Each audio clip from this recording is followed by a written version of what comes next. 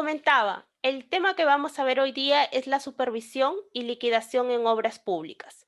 Nosotros sabemos que el contrato de supervisión va a estar ligado necesariamente al contrato de ejecución de obra por el tema del plazo. Es decir, el contrato de supervisión va a durar exactamente lo mismo que le dura al contratista la ejecución contractual.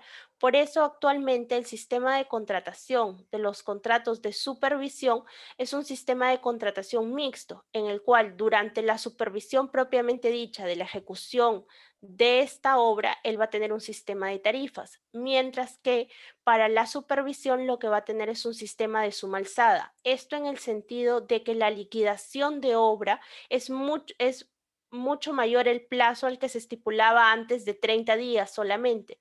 En este caso, la supervisión de obra, como vamos a ver adelante, es un plazo mayor y toda la liquidación de obra no solamente corresponde al pronunciamiento o observación que se hace inicialmente, sino también a las cuestiones o pronunciamientos posteriores que se pueden dar a estas observaciones. Inclusive la entidad puede mandar al supervisor a que ejecute la liquidación y vamos a ver en qué supuestos se da ello. Por favor, la siguiente diapositiva. Como también refería anteriormente, la presente ponencia está enmarcada dentro del TUO de la Ley de Contrataciones del Estado. TUO es el texto único ordenado aprobado por el Decreto Supremo 84-2019 EF y su reglamento aprobado por el Decreto Supremo 344-2018 EF. Estas son las normas vigentes actualmente. Continuamos. Respecto a la responsabilidad del ejecutor y supervisor de obra, nosotros tenemos que el plazo de responsabilidad no puede ser inferior a 7 años. Tal es así que nosotros conocemos que los llamados vicios ocultos, entre comillas, porque una mala construcción no es un vicio oculto, tiene hasta 7 años la entidad para poder reclamarlo. Es necesario precisar que tanto el contratista como el supervisor es responsable de la totalidad de las prestaciones derivadas del contrato. En este sentido, debe realizar todas las acciones a su alcance para que pueda darse un buen desarrollo contractual y cumplir con estos objetivos públicos previstos. Aún así, no tenga un supervisor, el contratista debe cumplir con todas las obligaciones contractuales. Otro tema que es importante resaltar respecto a los 7 años, hay que diferenciar el plazo de caducidad cuando se entiende que la entidad tiene esta responsabilidad, el ejecutor o el supervisor, de los vicios ocultos. Es decir, que por 7 años se puede determinar que ha habido un defecto o una falla en la construcción, pero la entidad solamente tiene 30 días para iniciar acciones contra este supervisor ejecutor desde que toma conocimiento de estas fallas o deficiencias en la ejecución de la obra. Siguiente, por favor. Respecto a la supervisión de la obra, dice que la entidad debe supervisar todo este proceso de contratación. Es decir, nosotros sabemos que el Estado no solamente convoca procedimientos para adquirir bienes, servicios y obras. Es decir, que el Estado lo que busca en sí es cumplir su finalidad pública. Cuando saca una convocatoria de una ejecución una ejecución de obra, por ejemplo, la construcción de un colegio, la finalidad pública que se quiere es cerrar la brecha para el tema de educación. Cuando se trata para la construcción de un hospital, lo que se quiere es cerrar la brecha en salud. La finalidad pública es cerrar la brecha en salud. Entonces, todas estas contrataciones que hace el Estado de obras es para cumplir una finalidad pública. Nosotros encontramos que en la ley de contrataciones el Estado debe cumplir esta finalidad pública bajo los principios de eficiencia y eficacia, es decir, lograrlo al menor monto, con la mejor calidad y en el menor tiempo.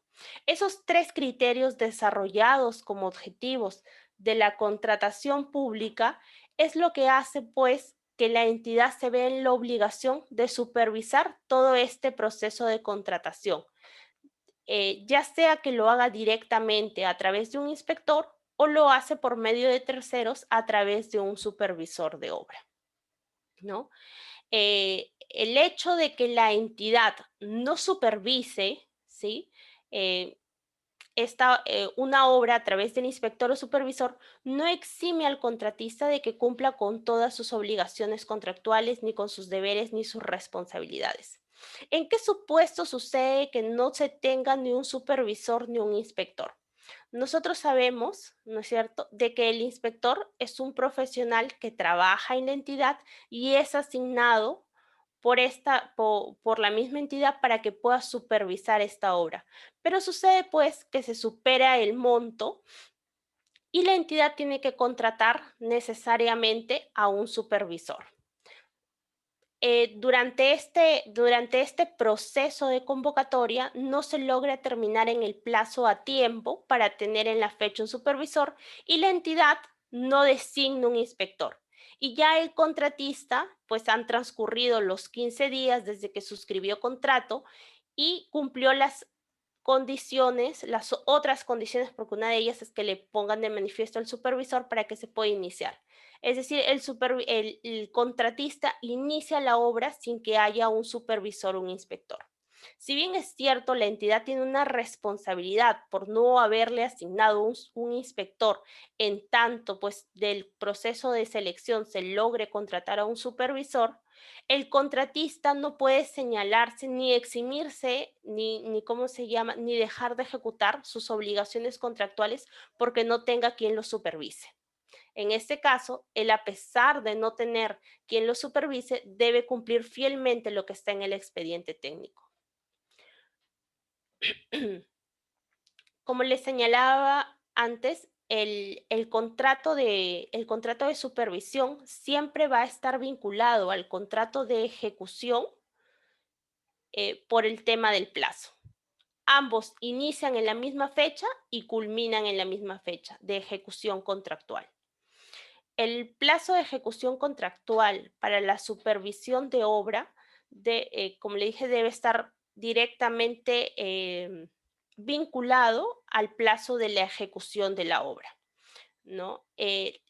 Cuando se haya previsto en el contrato de supervisión que las actividades comprenden la liquidación del contrato de obra, el contrato de supervisión culmina con la liquidación, en el caso de que ésta sea sometida a arbitraje, y el pago por las labores hasta el momento en que se efectúa la recepción de la obra bajo el sistema de tarifas. Como les dije, en el caso de la supervisión actualmente lo que se da es un sistema de contratación mixto. Es decir, que durante la ejecución, lo que se debería dar, porque hay algunas entidades que aún mantienen la contratación de suma alzada durante la ejecución contractual y pagan al contratista por la valorización de la ejecución de obra. Lo que se recomienda es, y varias opiniones al respecto emitió el OCE, es que el supervisor hace una labor permanente al margen de cómo vaya el avance de obra. En este sentido, por eso es que se emitió el sistema de tarifas. El sistema de tarifas es un pago diario por la labor de supervisión que ejerce, valga la redundancia, el supervisor. Y así es como se le debe cancelar. Es decir, se le paga diariamente por la labor realizada. Y para el caso de liquidación de obras, sí se tiene que pagar bajo el sistema de suma alzada porque se entiende que él va a realizar todas las labores, va a poder observar o presentar una nueva liquidación o pronunciarse sobre la liquidación que ha presentado el contratista, el ejecutor de obra en este caso, ¿no? Por eso es hasta cuándo es el plazo de ejecución para la supervisión. Va a depender mucho de cómo es que la entidad considere diferenciar ambos plazos. El que es de ejecución propiamente dicha, el que es de supervisión propiamente dicha para la ejecución de obra y el plazo necesario para la supervisión. ¿Sí? Eso la entidad lo tiene que dejar de manera clara y expresa en el requerimiento y en las bases integradas. Pero mínimamente el contrato de supervisión tiene que tener el mismo plazo que tiene el contrato de ejecución de obra.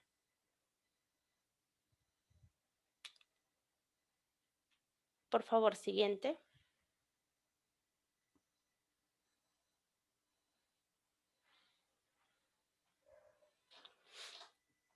Como les dije, durante la ejecución de obra, de manera permanente y directa, debe contarse tanto con un inspector como con un supervisor.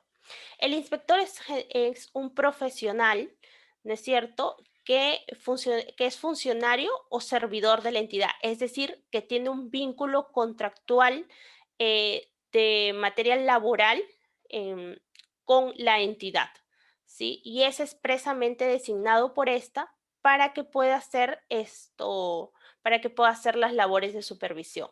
En el caso del supervisor, es una persona natural o jurídica especialmente contratada para dicho fin. Si es una persona jurídica la que gana, en este caso, el procedimiento de selección para supervisar una obra, igualmente debe designar a un profesional que sea quien va a ejercer las labores, valga la redundancia, de supervisión. Es decir, no es que la persona jurídica va a hacer la supervisión, sino que se debe designar un profesional para que cumpla esta labor. Tanto el inspector como el supervisor deben cumplir con la misma experiencia y calificaciones de los profesionales establecidos para el residente de obra. ¿Sí?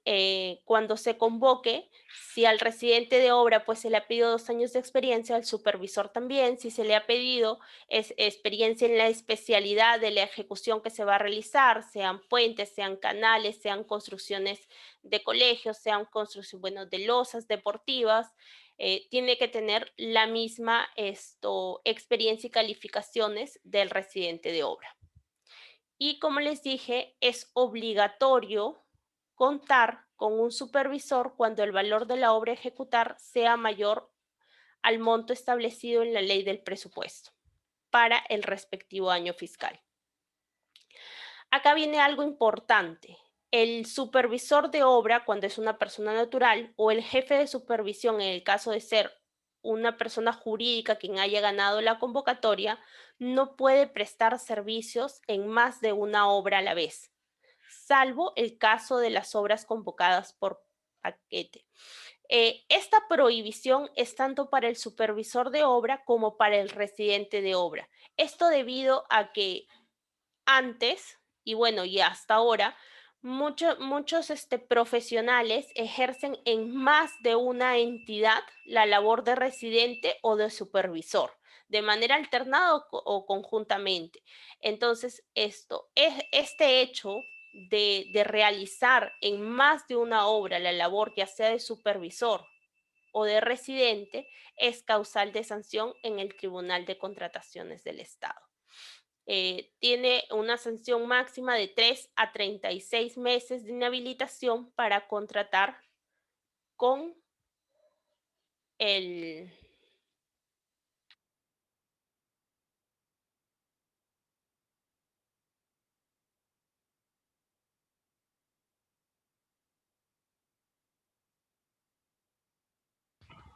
Doctora, ¿no se escucha? Ok, a ver.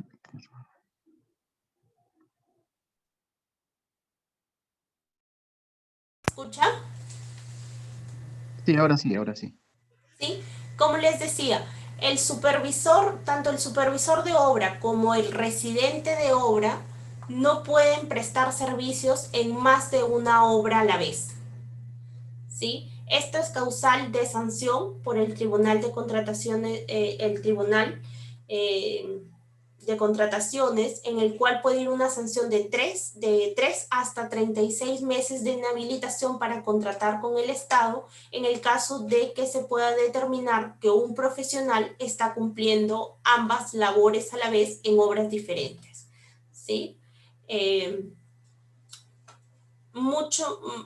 Hace tiempo, y bueno, todavía en la actualidad se sigue dando, de que muchos profesionales dan el servicio, ¿no? Se espera que con la implementación del cuaderno de obra digital, pues esto se dé mucho menos, ¿no? Conversando con ingenieros que realizan la labor de supervisión y de residente, comentaban que tampoco que el monto de honorarios que se señalan para la labor de residente o supervisor no son ideales para que ellos se puedan dedicar a una sola obra, lo que los obliga a dedicarse pues en más de una obra, más aún cuando en la actualidad hemos tenido muchas suspensiones de ejecuciones de plazo, ¿no? Las entidades van más por la suspensión de ejecución de plazo que por una ampliación de plazo, y en este supuesto pues los supervisores, digamos, se quedan en el aire en el sentido de que durante todo el tiempo de la suspensión de plazo todavía no sale una opinión del Tribunal del Tribunal del OCE en el cual señale pues si durante esta suspensión este nuevo profesional podría participar en otro proceso, porque a veces pues las suspensiones pueden durar 5 o 6 meses, hasta mucho más, y tener paralizado a estos profesionales hasta que la obra se reanude. Y en muchos casos la causal de suspensión es directamente atribuible a la entidad. El otro día yo veía un caso directamente en el que la entidad había aprobado un expediente técnico que después de recibido el terreno, el contratista advierte de que pues los planos, las medidas, las cotas no tenían las mismas dimensiones que las señaladas en los planos de este expediente técnico. Por lo tanto, ese expediente técnico se tenía que reformular totalmente. Esta reformulación demoró 8 meses. Y mientras tanto, el supervisor y el ejecutor de obra tenían que mantener a sus profesionales porque no podían cambiarlos y debían tenerlos en el tiempo hasta que se reiniciara la obra. Esta problemática de alguna manera se tiene que solucionar, ¿no? Más aún cuando estas suspensiones pues no son por caso fortuito, ¿no? Como es el tema de una lluvia, el tema de un desastre natural, ¿no? Si no son directamente imputables a la entidad y la entidad solicita al contratista que se dé una suspensión de plazo para evitarse responsabilidades los funcionarios y no generar mayores gastos, porque, bueno, el presupuesto a veces está limitado, ¿no?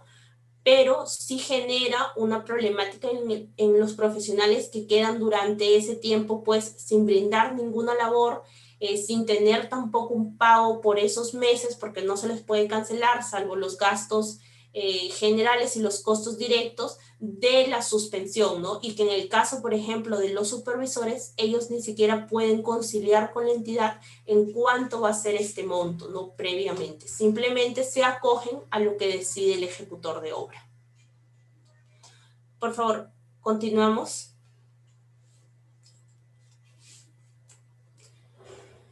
¿Cuáles son las funciones del inspector y del supervisor de obra? La principal función del supervisor o del inspector de obra es velar permanente y directamente por la ejecución de técnica, económica y administrativa de la obra.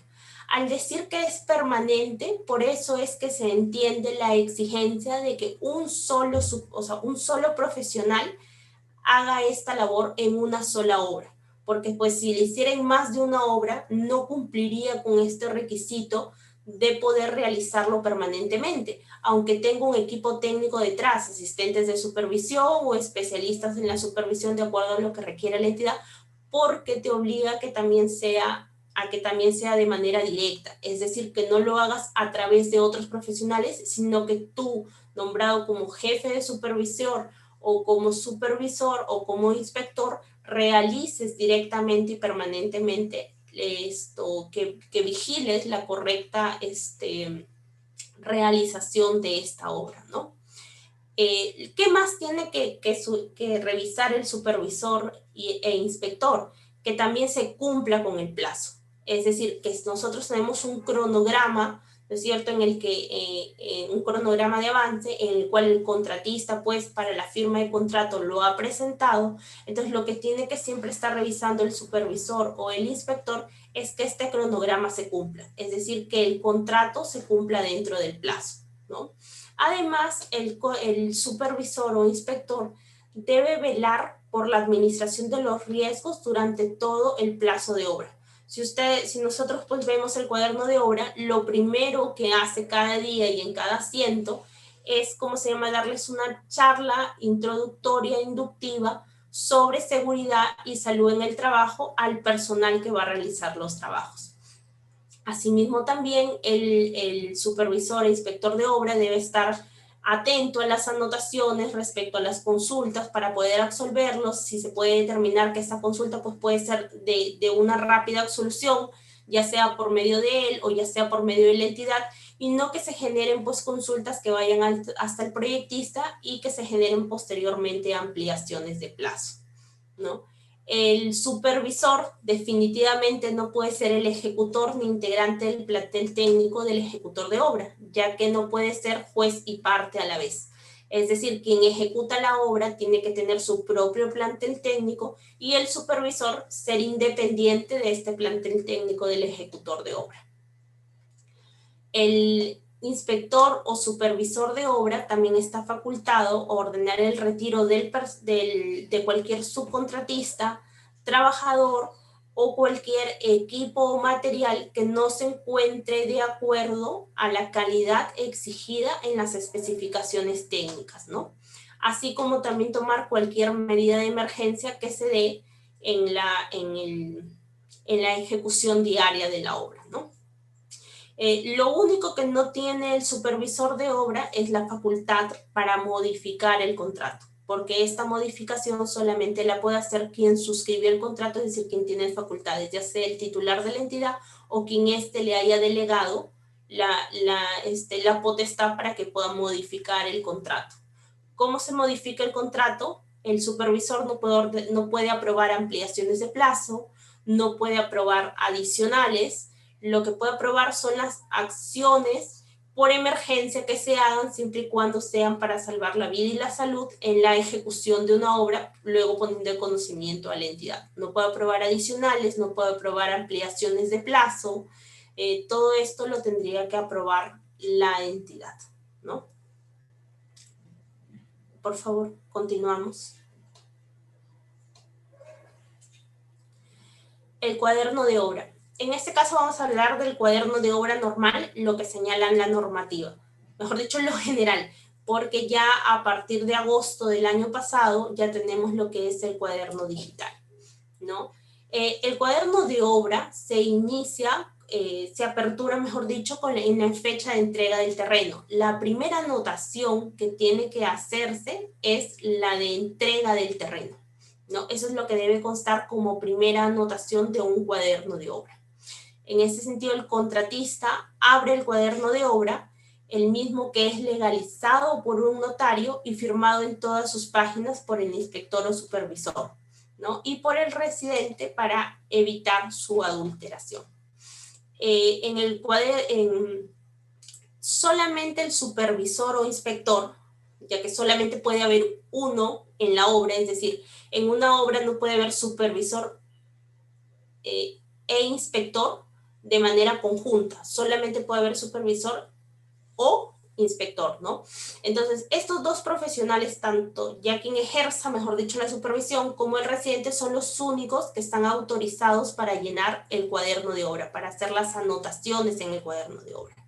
¿Quién es responsable del cuaderno de obra? El que lo tiene bajo custodia es el residente.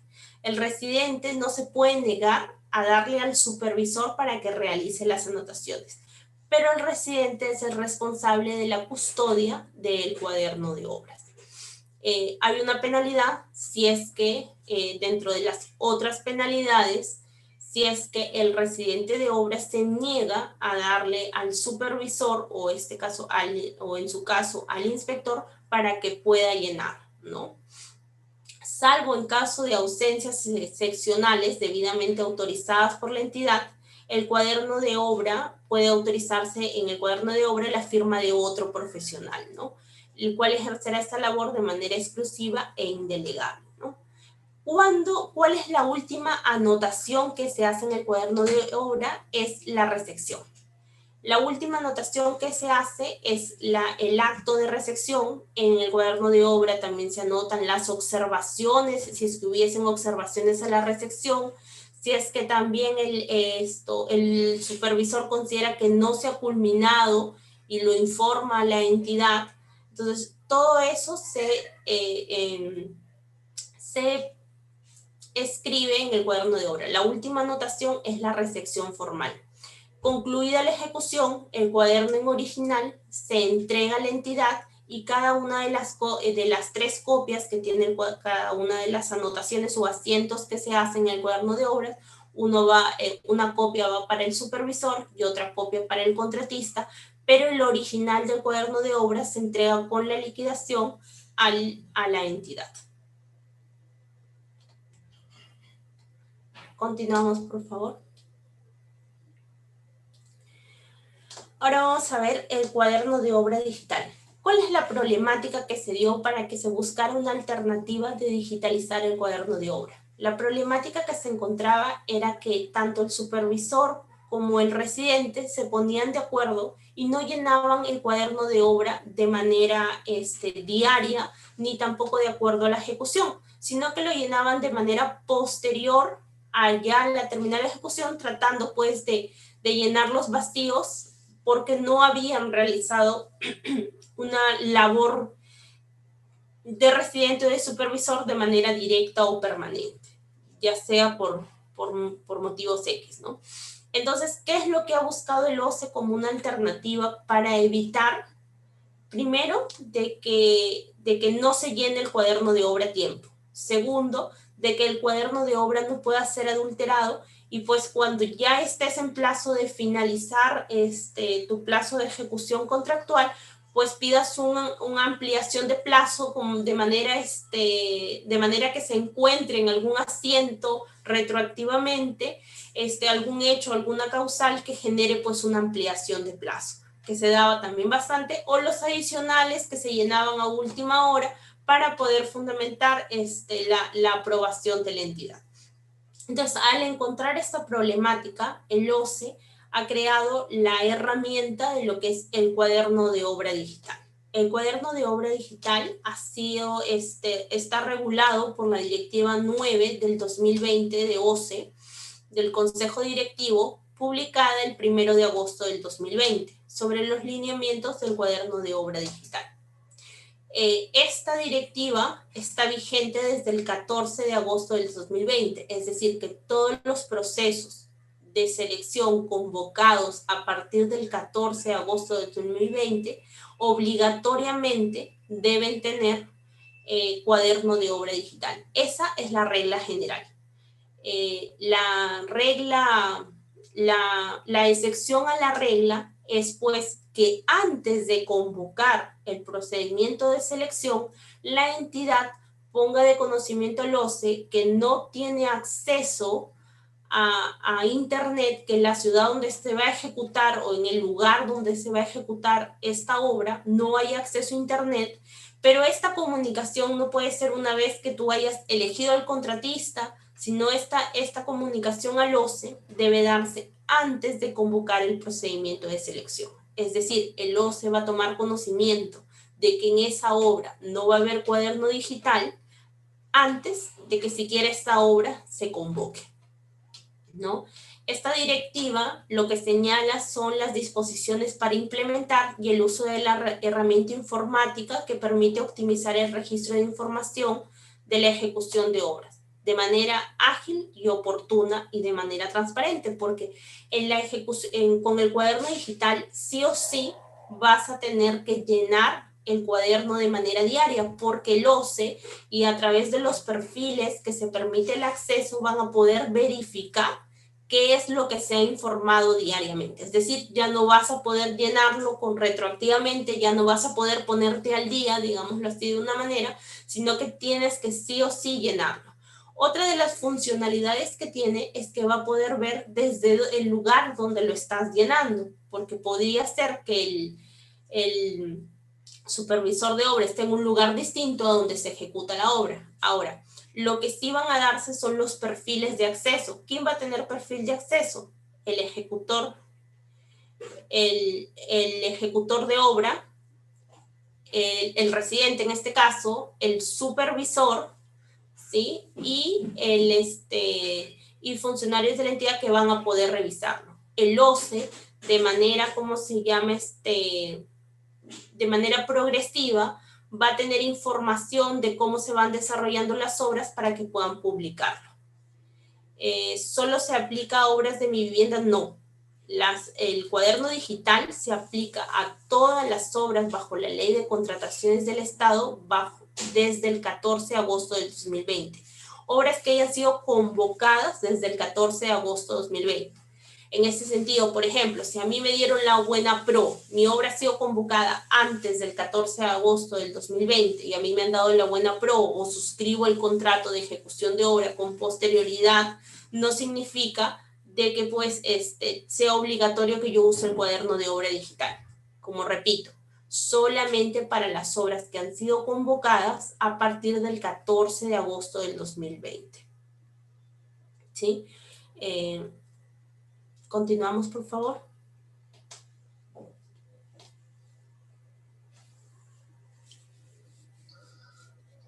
Doctora, ¿tú crees que, bueno, hay algunos participantes que quieren preguntar, bueno, en este entretiempo se puede realizar o una vez Claro. finalizado ya?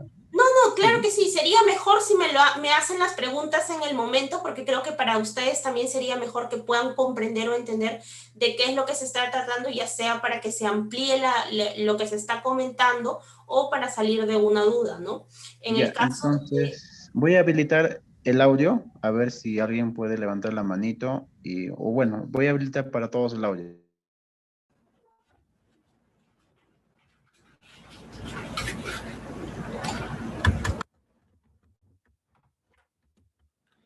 Hola, hola. Sí, una consulta. No sé si me escucha.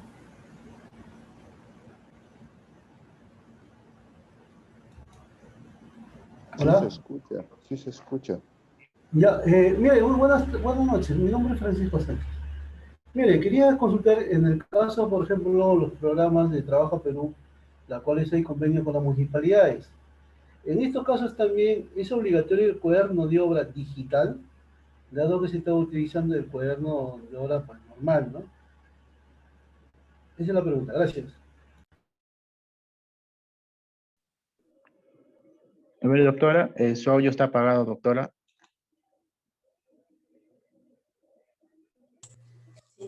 Le consultaba, Francisco, ¿estos convenios de Trabaja Perú para estas obras se convocan bajo la Ley de Contrataciones del Estado?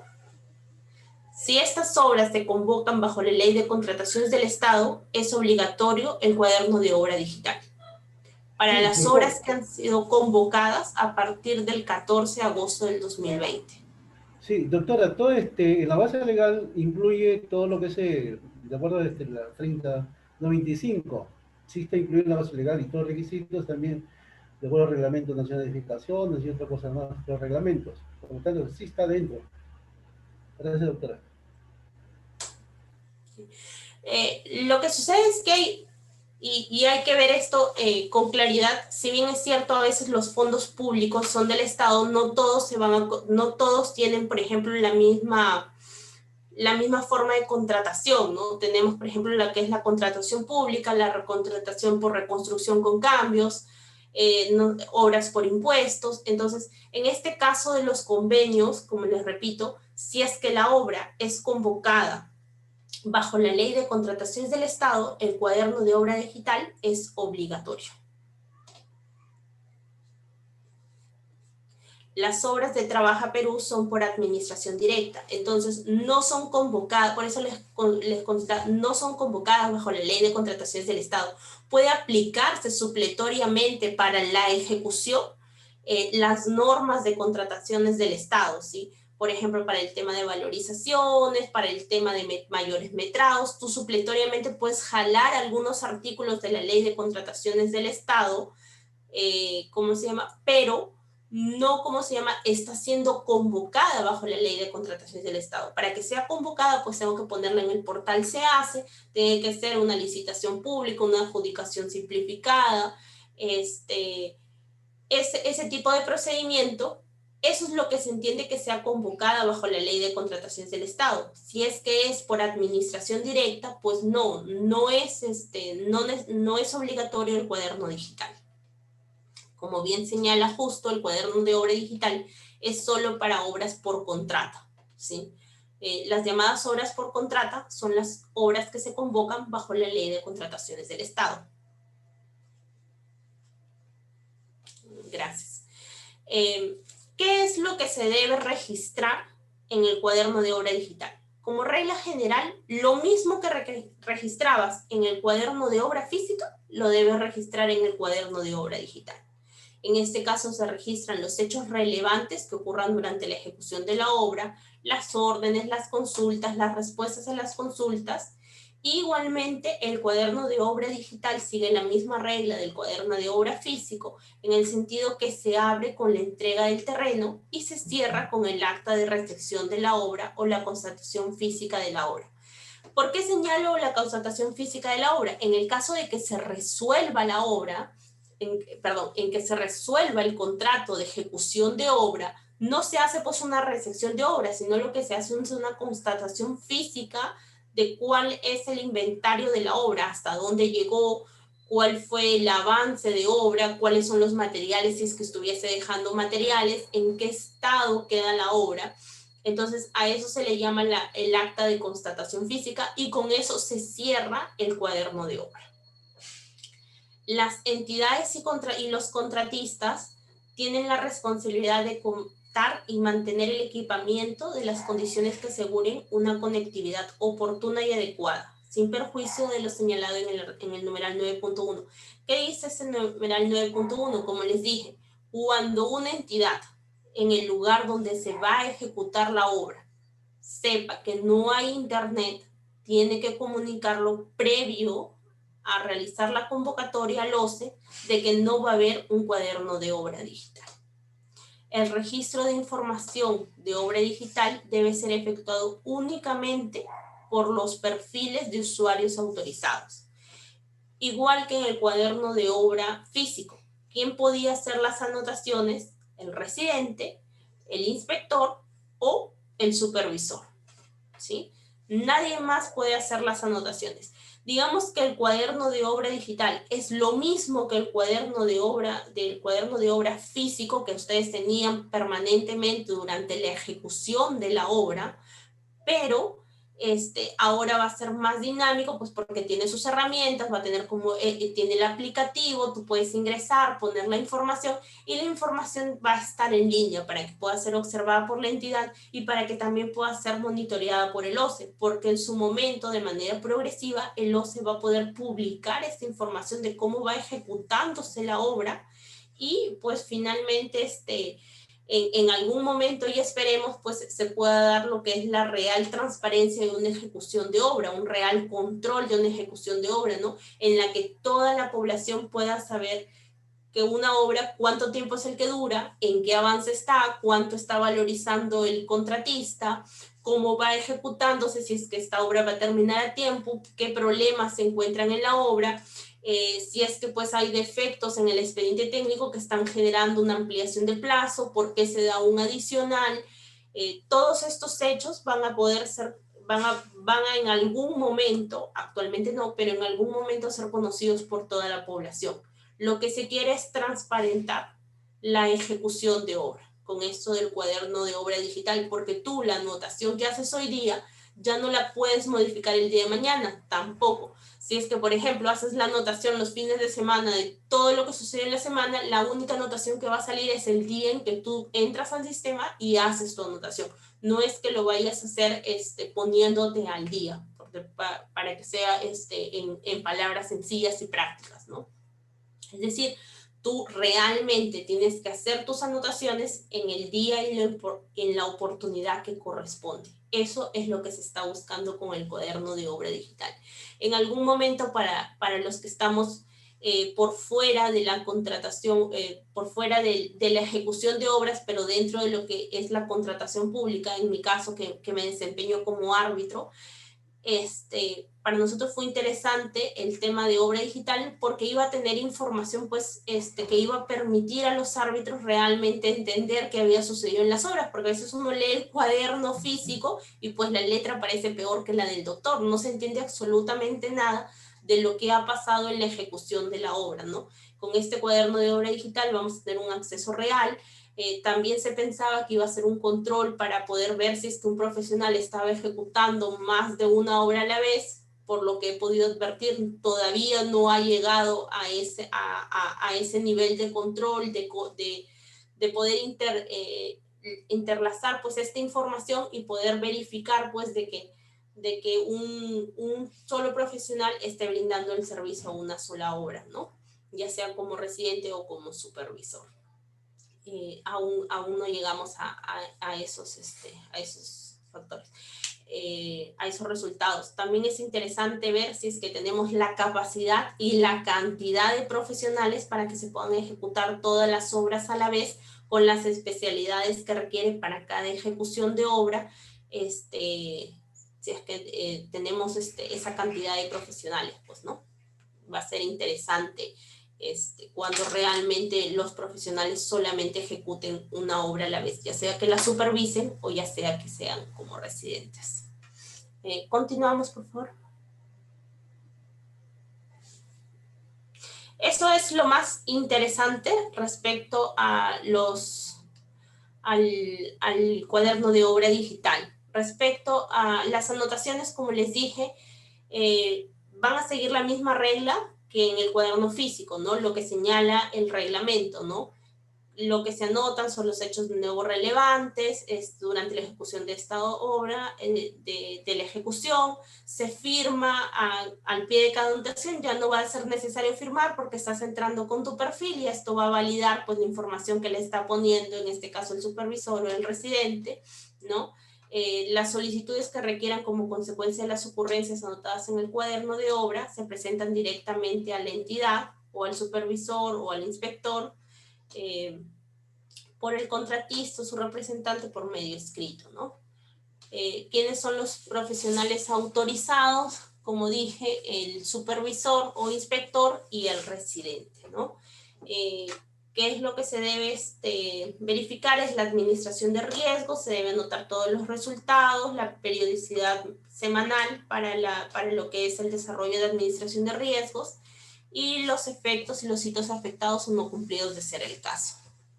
Como señalé, el cuaderno de obra es cerrado por el inspector porque es quien hace la última anotación del acto de recepción de obra, a pesar de que hay un comité de recepción, pero quien hace la anotación en el cuaderno de obra es el inspector o supervisor, y cuando la obra haya sido recibida definitivamente por la entidad. Continuamos, por favor.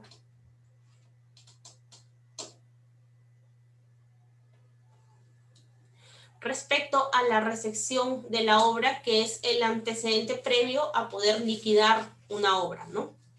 Eso está regulado en el artículo 208 del reglamento de la Ley de Contrataciones del Estado. Continuamos, por favor.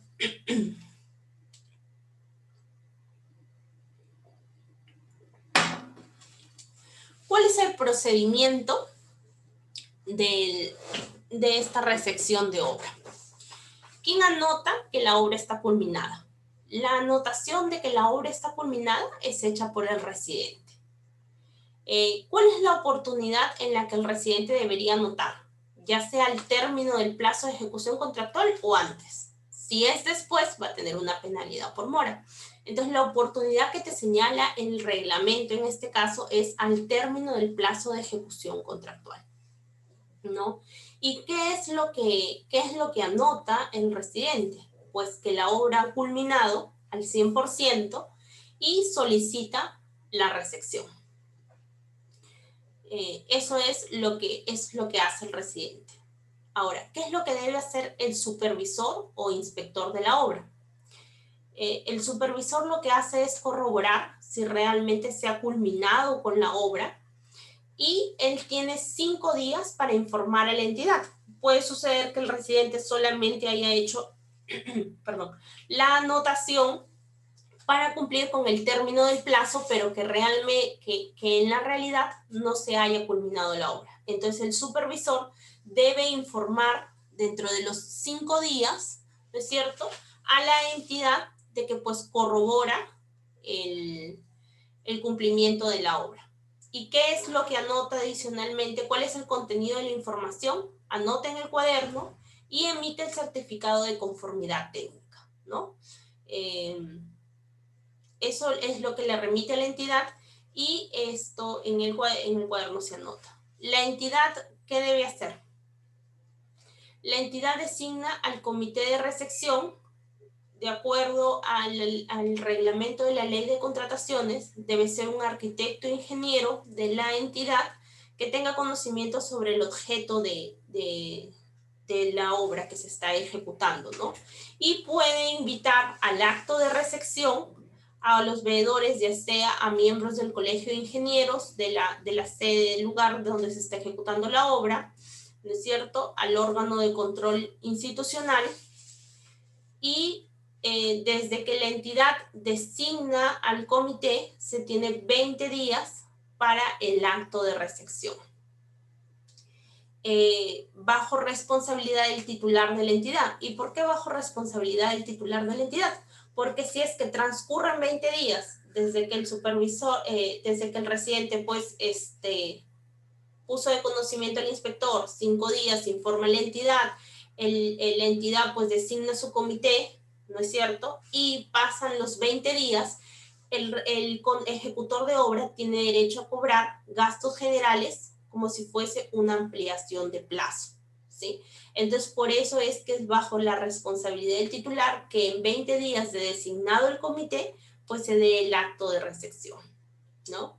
En este caso, el cuaderno de obras es entregado al comité y lo que el comité verifica es el funcionamiento y operatividad de la infraestructura, la instalación de los equipos y hace las pruebas operativas de acuerdo a lo que señale el expediente técnico.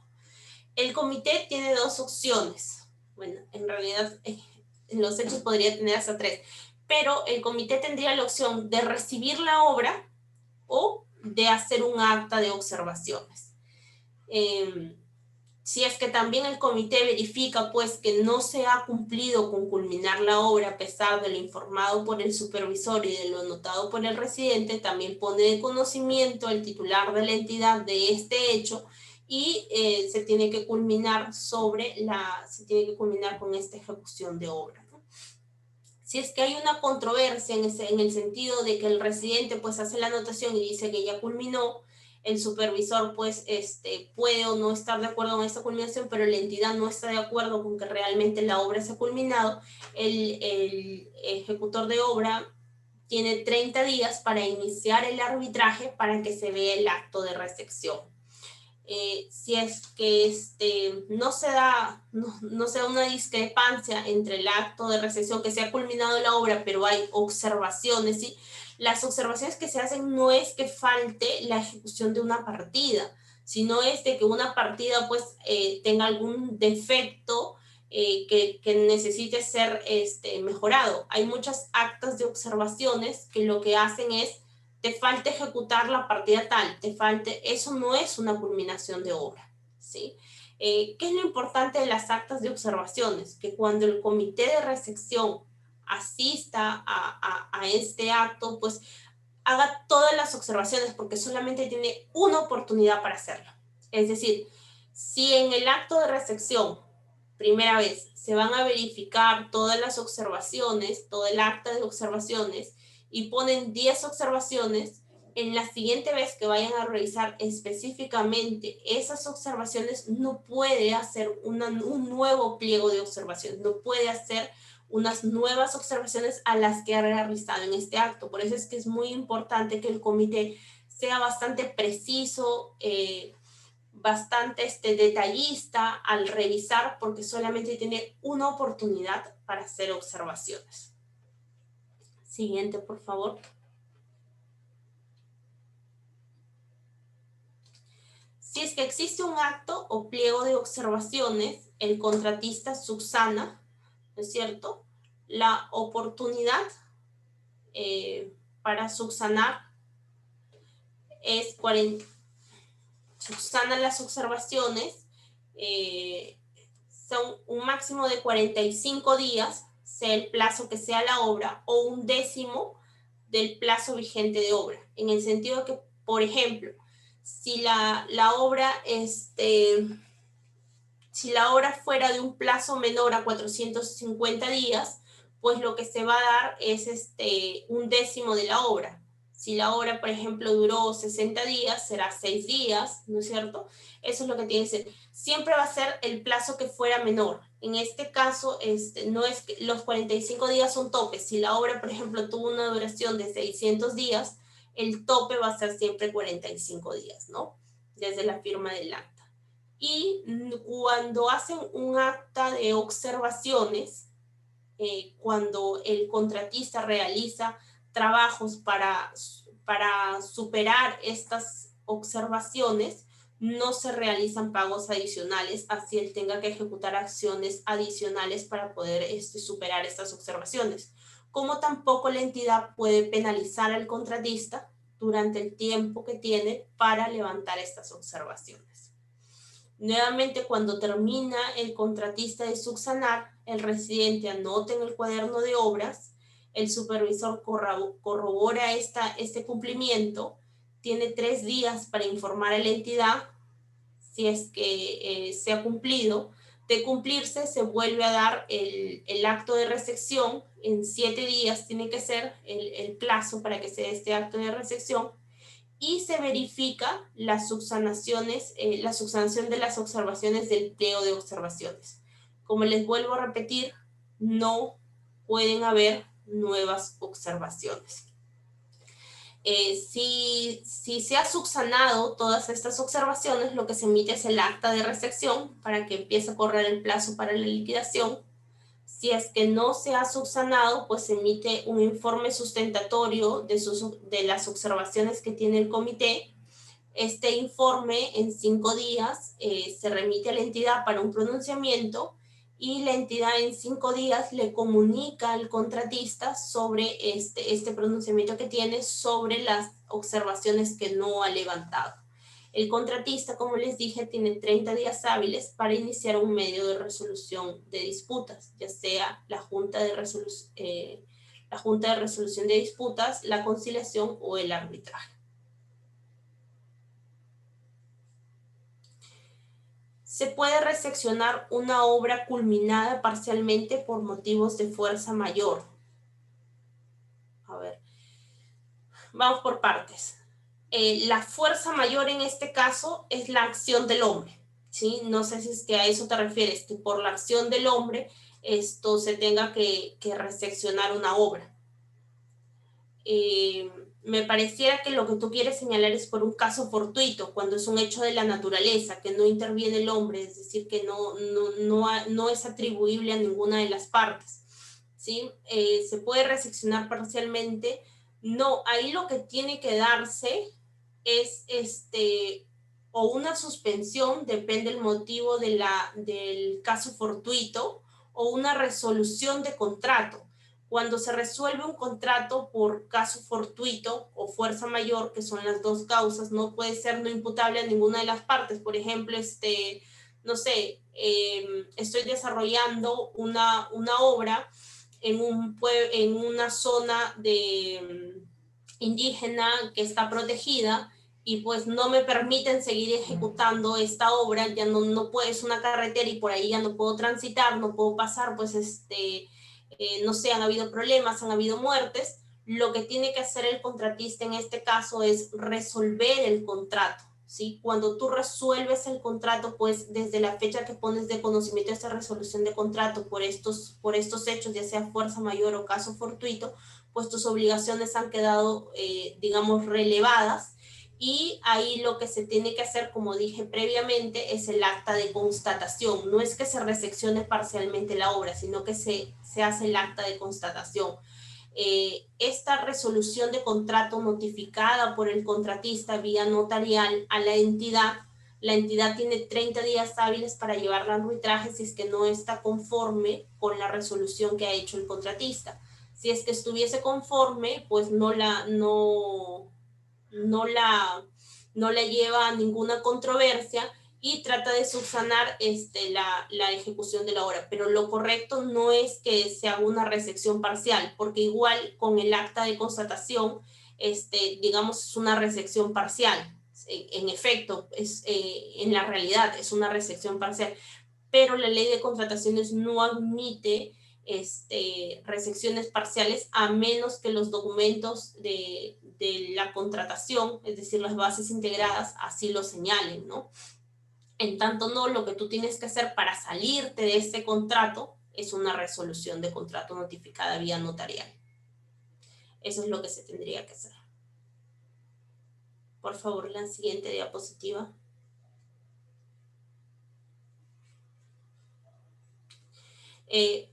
Otra alternativa, si es que la entidad también está de acuerdo con los motivos de fuerza mayor, sería verificar pues si es que con lo que se ha ejecutado se cumple la finalidad pública y reducir las prestaciones, ¿no? Reducir las prestaciones y ahí sí te podrían reseccionar la obra. Ten en cuenta que la resección de obra es de acuerdo al cumplimiento, el estricto cumplimiento del expediente técnico. Yo no puedo recibir una obra que no está igual a lo que señala el expediente técnico. O modifico el expediente técnico a través de una reducción de prestaciones, cumpliéndose cumpliendo lo que he realizado, la finalidad para lo que se quería, o simplemente hago lo que es la resolución de contrato. Igual la entidad puede estar de acuerdo, pues porque si no, pues estas causas de fuerza mayor del caso fortuito podrían generar ampliaciones muy grandes de plazo y sus gastos generales, ¿no? Eso debería ser evaluado por la entidad, pero no se puede recibir nada que no esté de acuerdo al expediente técnico y a las bases integradas, a los documentos del contrato. No trabajos de subsanación, ¿no? Cuando el contratista o el ejecutor de obra, pues a pesar de que ya está en el plazo de ¿cómo se llama?, para subsanar, y no ha iniciado estos trabajos de subsanaciones y ya pues han transcurrido el 50% del plazo establecido para la subsanación, el supervisor debe informar a la entidad inmediatamente. Y salvo circunstancias justificadas, pues el contratista debe justificar cuáles son esas circunstancias por escrito y ponerle de conocimiento a la entidad, porque si no la entidad va a dar por vencidos los plazos y notifica al contratista, la entidad asume la subsanación de las observaciones y en la última valorización o en la liquidación, pues resta este costo que ha sido para ellos realizar estas valorizaciones, ¿no? O de acuerdo a la directiva de intervención de obras, si es que las subsanaciones pues son muchas y la entidad tiene que hacer los gastos, ¿no? Es necesario que el ejecutor de obra pues haga las anotaciones de las circunstancias que no le permiten a él iniciar con los trabajos de subsanación en el cuaderno de obra y poner de conocimiento al supervisor de la entidad.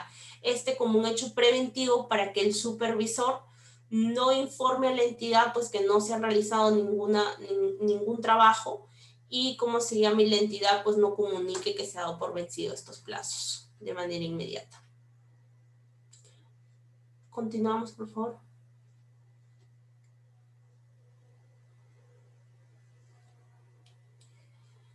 ¿Qué pasa si es que no se ha culminado la obra? En el acto de recepción, como dije, lo que se ve es el funcionamiento y operatividad de la infraestructura, la instalación y equipos y las pruebas operativas.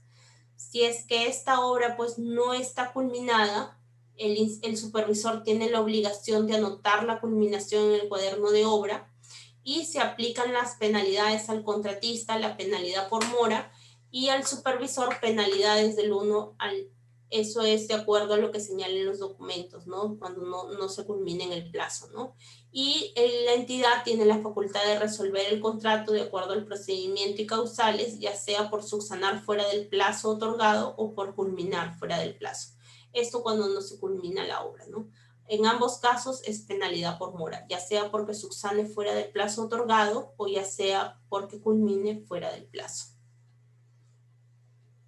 Para el caso del supervisor, en los documentos de la contratación, en las bases integradas, debe estar establecido claramente como otras penalidades ese como un supuesto de aplicación de penalidades, debe estar establecido también cuál es el monto y cómo es el procedimiento por el cual se va a verificar este hecho, ¿no? Me permito hablar de otras penalidades en manera extensa para ustedes, en el sentido de que siempre hay que verificar el procedimiento que las bases integradas regulan para poder aplicar estas otras penalidades. Sucede en muchos casos que la entidad primero se obliga a que siga un procedimiento, por ejemplo, que sea un informe del supervisor, que el supervisor lo anote en el cuaderno, le ponga de conocimiento al residente, el residente tenga un plazo, por ejemplo, para subsanar, y posteriormente se emita un informe por el funcionario X del órgano, de la unidad orgánica X dentro de la entidad, y que ese pues sea el documento por el cual se verifique el hecho de el incurrir en otras penalidades. Sucede que pues que la entidad no cumple nada de ese procedimiento que sea obligado previamente y de frente notifica otras penalidades. Estas pueden ser recurridas por arbitraje. Entonces hay que verificar realmente el procedimiento, y también hay que verificar que la conducta que se ha realizado sea exactamente la que está escrita. No puede ser una conducta, no puedo ni alargarla como un chicle esta conducta, ni puedo analógicamente usarla con otra conducta, tiene que calzar exactamente, ¿sí? No puedo hacer ni siquiera una interpretación extensiva, no. Hecho o acontecido tiene que ser el mismo del supuesto regulado como otras penalidades. Continuamos, por favor.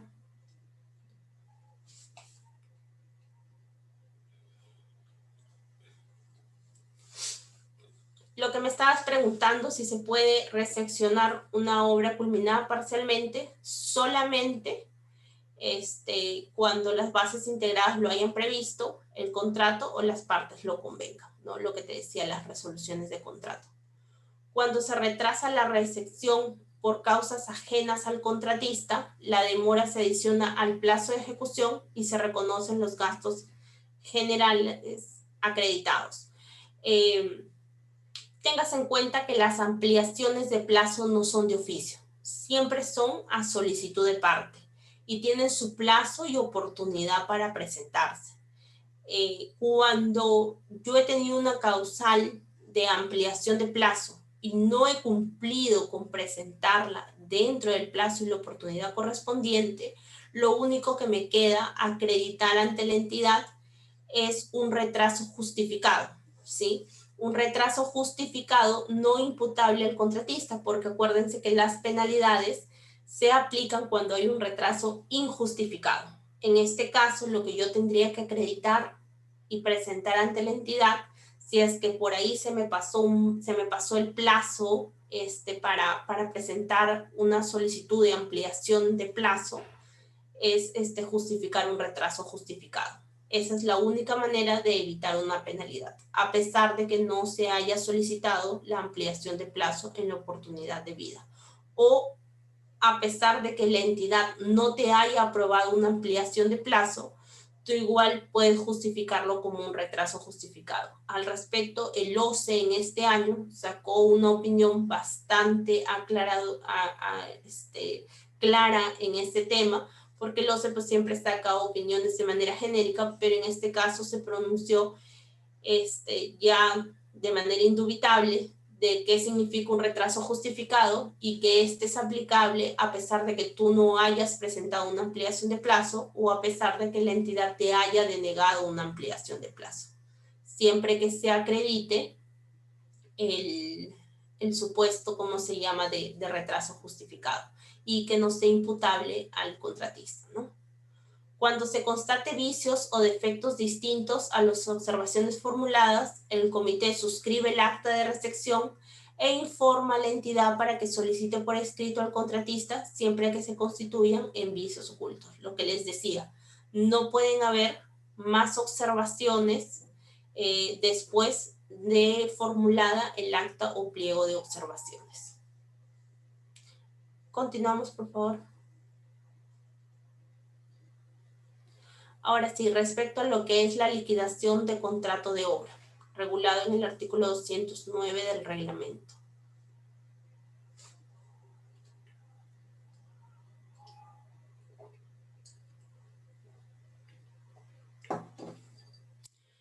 ¿Cuál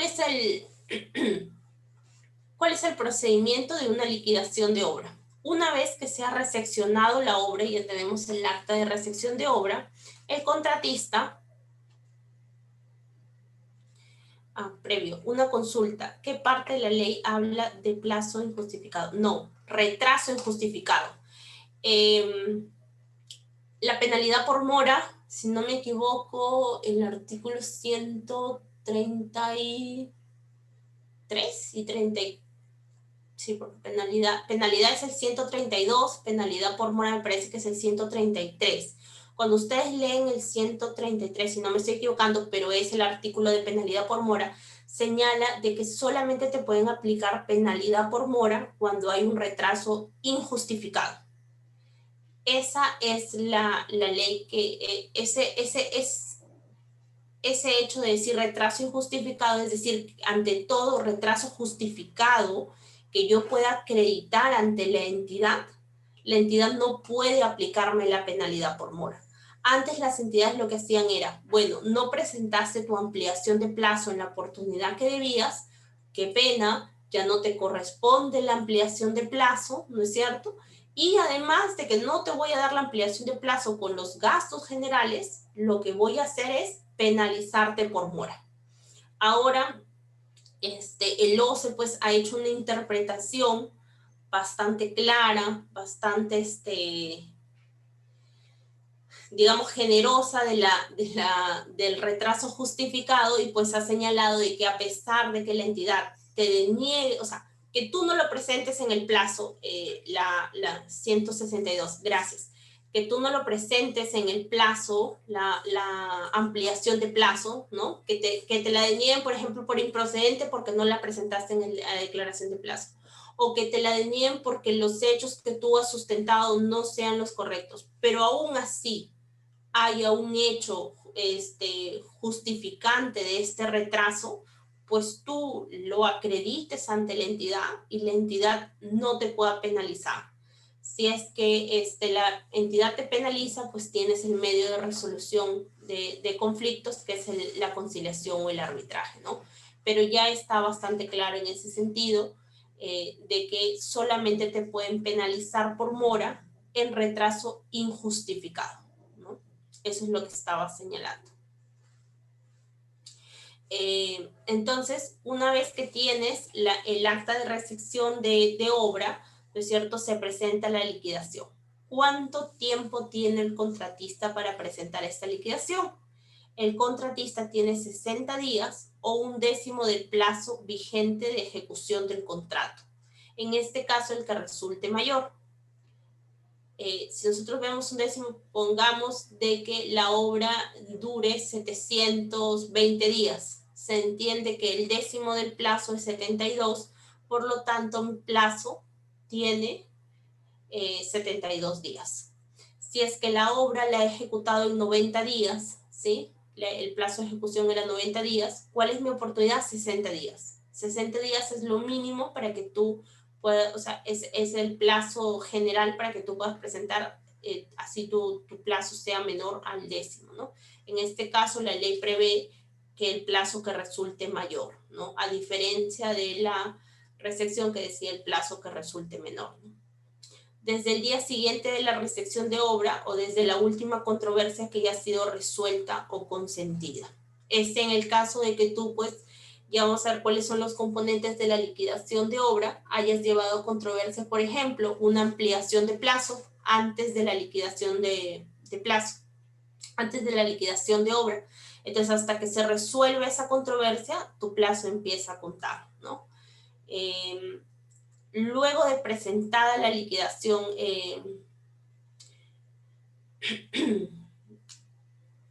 cuando la hace el supervisor e inspector, él elabora la liquidación cuando la entidad le ordena en la oportunidad de 60 días o 1/10 del plazo cuando resulte mayor.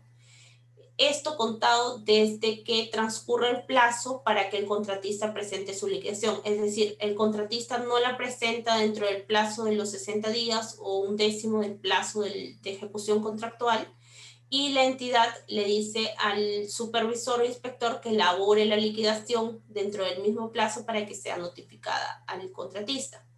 También le elabora el supervisor o inspector cuando la obra se encuentre sometida a un medio de resolución de controversias, en el caso de que haya estado, y presenta los cálculos excluyendo los sometidos a controversia, también dentro de los 60 días, ¿no? Esto es desde el día siguiente de la recepción de obra. Continuamos, por favor.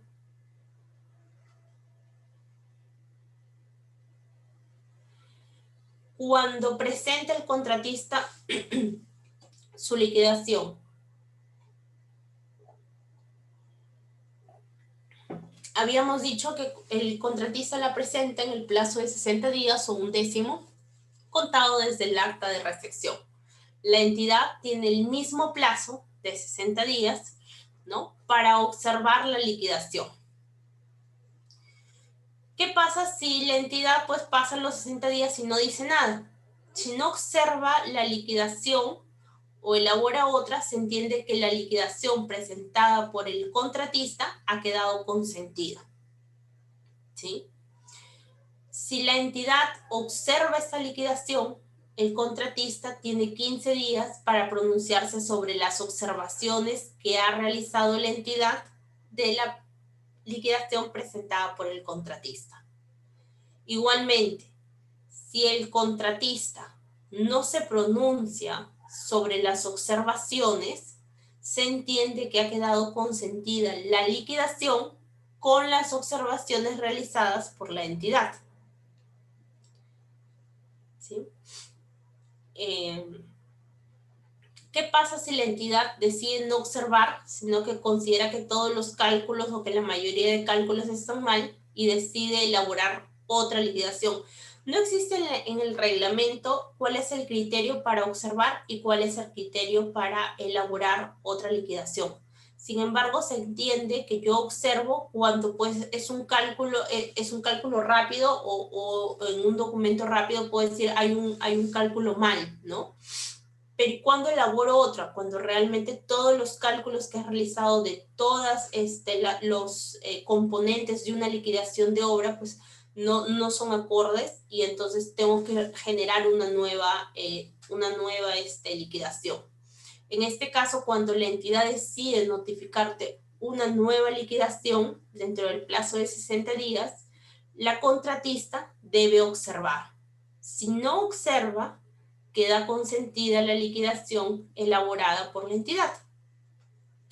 Si observa la liquidación y la entidad no se pronuncia, queda consentida la liquidación elaborada por la entidad con las observaciones realizadas por el contratista. Si se pronuncia sobre la observación, se entiende que la liquidación, si ambas partes cumplen con pronunciarse sobre las observaciones de la liquidación, se entiende que la liquidación no ha quedado consentida y tienen 30 días para ir a un medio de resolución de conflicto, de solución de conflictos, como es la conciliación o el arbitraje, para ver cuál liquidación es la que se va a cancelar. No se olviden que la liquidación es el cálculo final para ver el costo real de la obra, y su otra función es verificar si existe un saldo a favor de la entidad o un saldo a favor del contratista. Por favor, continuamos.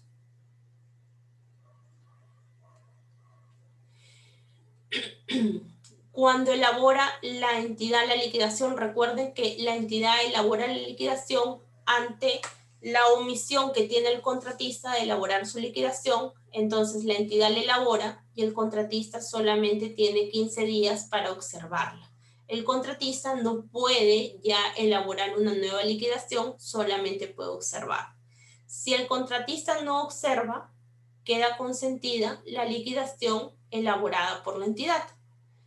Si el contratista observa esta liquidación elaborada por la entidad y la entidad no se pronuncia sobre esta observación en el plazo de 15 días, queda consentida la liquidación elaborada por la entidad con las observaciones realizadas por el contratista. Si la entidad sí se pronuncia sobre las observaciones, entonces no queda consentida ninguna liquidación y pueden irse a un medio de solución de controversias como es la conciliación o el arbitraje. Continuamos, por favor.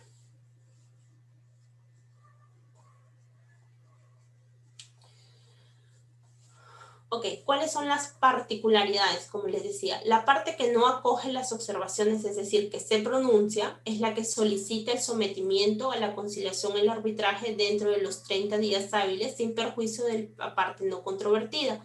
¿Esto qué quiere decir? Que en una liquidación puede ser que unos componentes o un monto de los componentes no sean cuestionados por la entidad, es decir, la entidad está cuestionando componente A, B, C, pero el monto que queda, por ejemplo, yo estoy pidiendo 1 millón y la entidad me dice que me corresponde 500.000, entonces ese monto de 500.000 yo lo puedo cobrar y llevar al arbitraje solamente los 500.000 restantes. Entonces, en ese sentido, es por lo que dice, el contratista puede cobrar el monto en la parte no controvertida, ¿no? El cobro de la parte no controvertida.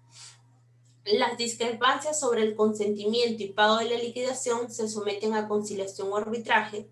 No se procede a liquidar mientras existan controversias pendientes de resolver y la liquidación de obras se practica con los precios unitarios, gastos generales y utilidades soportadas bajo cualquier sistema de contratación.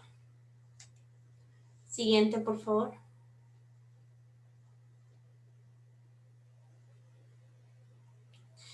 Como les dije, la liquidación del contrato de obra es el cálculo técnico efectuado primero para saber cuál fue el costo real de la obra, ¿no? Y la segunda finalidad es para saber quién tiene saldo a favor, si es la entidad o es el contratista. ¿Cuáles son los efectos de la liquidación del contrato de obra? El primer efecto, si no hay ninguna controversia, es que me paguen y que me devuelvan mi garantía de fiel cumplimiento, ya sea que sea retención o ya sea la carta fianza.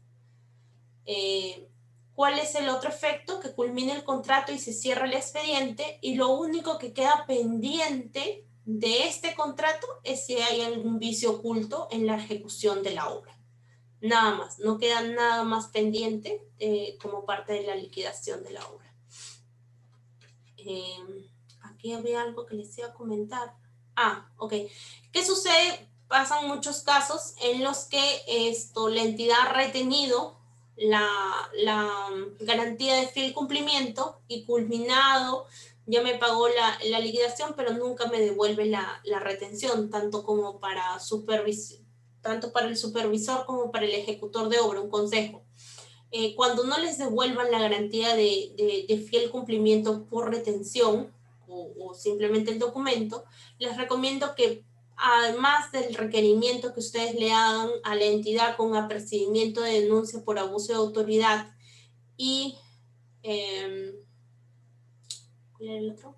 Por abuso de autoridad y también por enriquecimiento indebido, porque en realidad esas retenciones son parte del monto contractual, no pertenecen a la entidad. Y una vez que se ha culminado la obra no tendrían por qué ser retenidas ni utilizadas para otro fin distinto que no sea simplemente el de garantizar esa obra y debe ser devuelto al que realmente es su dueño, en este caso a ustedes, porque es un dinero que se les ha retenido de sus valorizaciones, ¿no? Entonces ahí la carta que le emitan es pues con apercibimiento de denunciarlos por abuso de autoridad, porque recuerden que el funcionario que omite cumplir con sus deberes, pues puede ser, y en esta omisión o en esta acción, pues perjudica de manera abusiva al que sea el contratista o el supervisor, pues es pasible del delito de abuso de autoridad, así como un enriquecimiento. ¿Por qué? Porque la entidad se estaría enriqueciendo porque no tendría que quedarse con un dinero que no le corresponde, ¿no es cierto? Porque es directamente de un pago que les corresponde a quien ha ejecutado la obra o el que ha realizado la supervisión. Y en este caso, ¿no? Es más fácil, en este caso, pues, realizar las denuncias, y generalmente se denuncia el titular de la entidad, que por sí, por la posición que tiene, pues tiene al abogado a su disposición o al procurador a su disposición, pero también se denuncia al tesorero. El tesorero es quien tiene la obligación de devolverles estas retenciones. Entonces, ese es un tip que les doy para que puedan obtener de manera rápida y fácil lo que son el cobro de sus retenciones. Continuamos. Listo. ¿Cuáles son los componentes de la liquidación de obra? Los componentes son las valorizaciones, ¿sí? Téngase en cuenta de que hay plazos de caducidad para irse a un arbitraje o conciliación. En este caso, cuando la parte que se discute es mayor o igual al 5%, entonces yo solamente tengo 30 días para iniciar un arbitraje o una conciliación. Cuando el reajuste de precios, se ve en la liquidación. Cuando los adelantos otorgados, en la liquidación. Cuando es de las deducciones de ajustes, en la liquidación.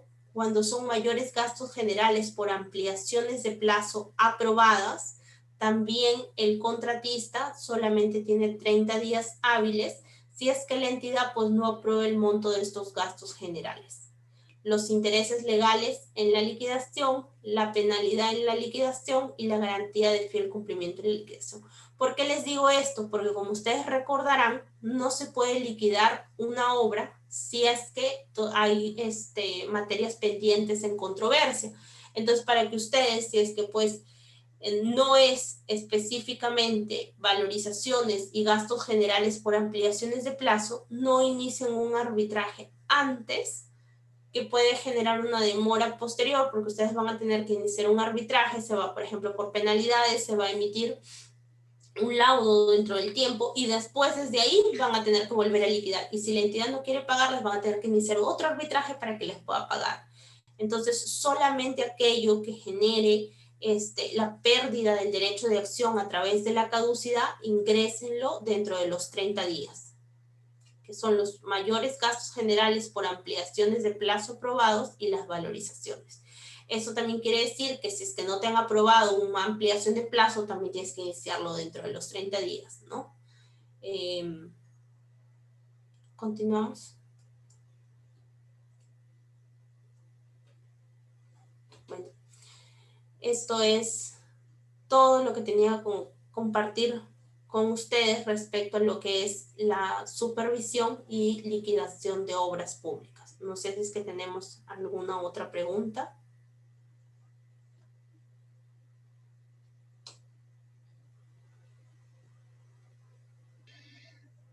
Ok, doctor, a ver, vamos a hacer las consultas a los participantes. Pueden habilitar su audio y preguntar de manera directa. El audio para todos está abierto, por favor. Hagamos las consultas.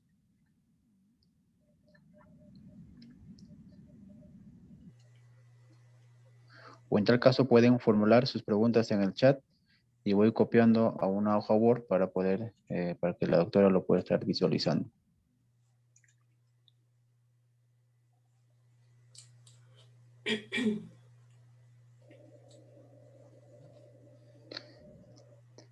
Había una pregunta de Darío, doctora, decía, ¿es cierto que el cuaderno de obra digital aplica solo para obras de Ministerio de Vivienda? No, como les señalé previamente, el cuaderno digital aplica para todas las obras convocadas bajo la ley de contrataciones a partir del 14 de agosto del 2020. Es decir, ahorita ya estamos con cuaderno digital en muchas obras que han sido convocadas con posterioridad al 14 de agosto del 2020.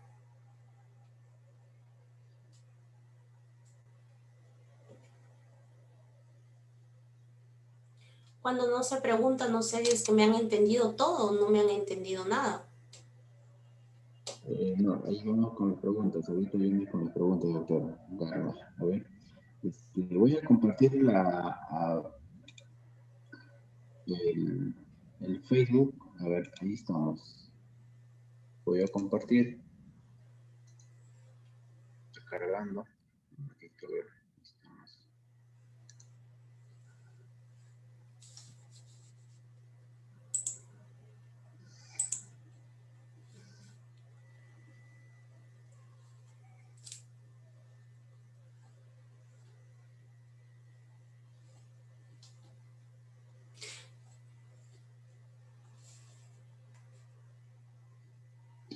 Ahí hay unas preguntas en el chat. A ver, doctora. Mientras tanto va cargando.